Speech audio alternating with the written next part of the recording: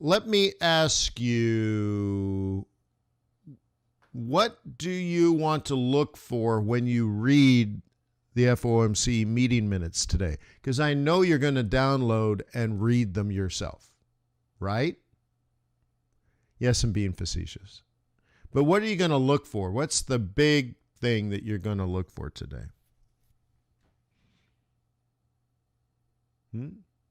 Let me know what's on your mind. What would you look for?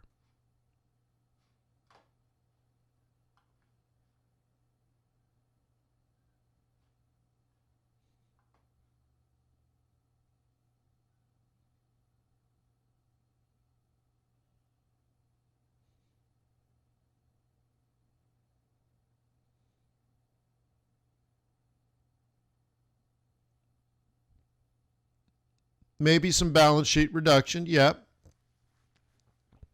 I don't think that'll be the key thing. I think they're just going to talk about doing it sometime. Raising interest rate quicker.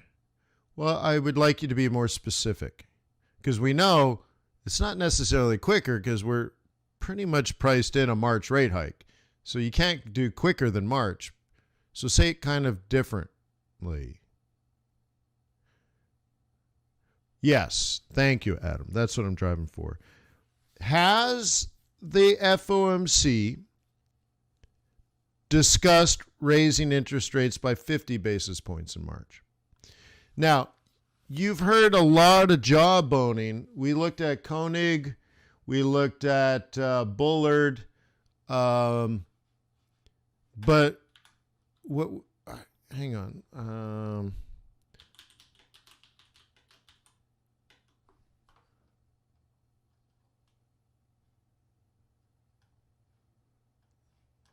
Okay. Let's look at this. Okay. All right. Have you heard from, so we listened to Bullard and we listened to Koenig just recently. You might, they are very aggressive. We've listened to Kashkari. He's not very aggressive. So we're hearing from these guys. But are you hearing from Walker, Brainerd, Bowman, and Powell? No.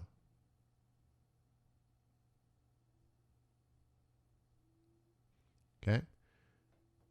So there's a lot of jawboning, a lot of opinion being put out there by FOMC members, but you're not hearing from the Board of Governors. And my thought process here is, if Jay Powell and Bowman and Brainerd and Waller were going to push for it, because remember, they're kind of the bosses here. The other guys are just presidents of their local feds, regional Fed banks. So the bosses here, these guys are appointed by the President of the United States and confirmed by the Senate. These guys are bosses.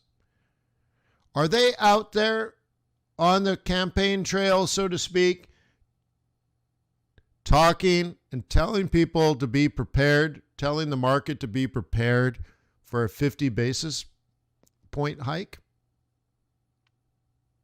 Because you know, they would want to be transparent about it. Their fear is that they would freak the market out. So they would want to promote it first, right? Give market participants an opportunity to adjust their portfolio. But they're quiet as a church mouse, so to speak. So I kind of look at it that way. But you'll want to comb through the meeting minutes and get a sense of what was discussed. And maybe what was discussed is maybe every single meeting they raised, but they're not going to say it that way either. So I don't know.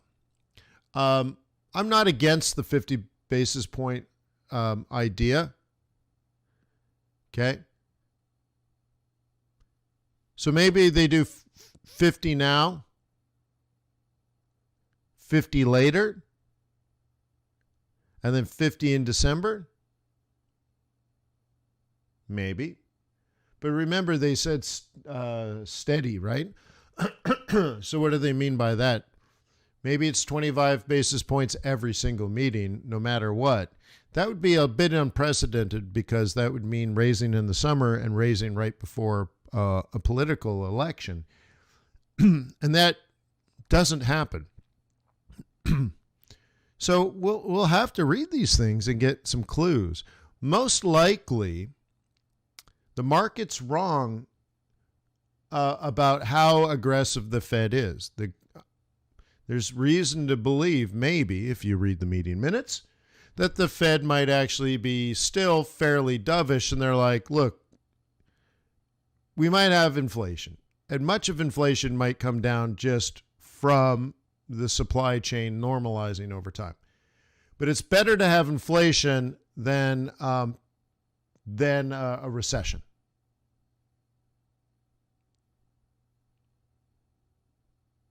Okay? You see that? They're like, okay, we have high inflation, great. But people have jobs, people are spending their money. People want to go to Disneyland this summer.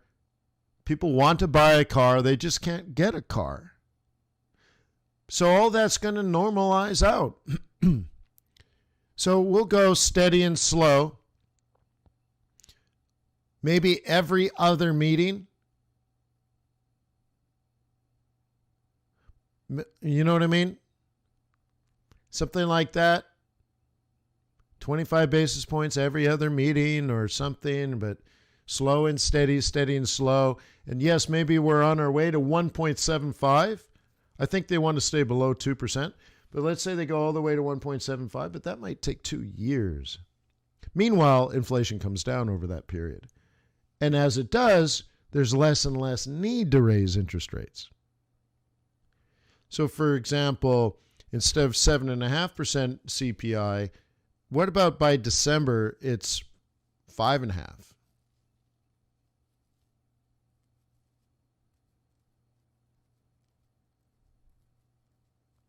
Okay.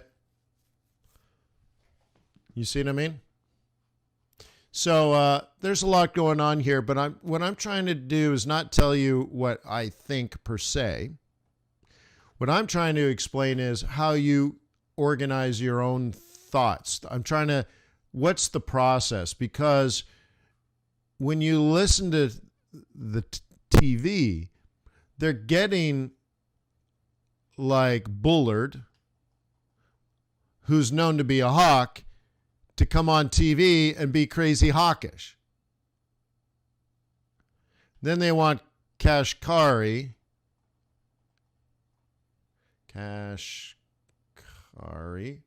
who's dovish, and get that guy to come on TV and be super dovish, and you believe whatever you believe. But what I'm trying to say is, well, these guys are important, and they're not dummies, and they do disagree.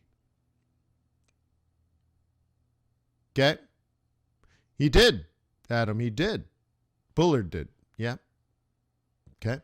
But what I'm trying to point to is, okay, but this is why they have discussions. But listen to the bosses. Okay? Because Jay Powell just might do what he wants and these guys can dissent. And that's that.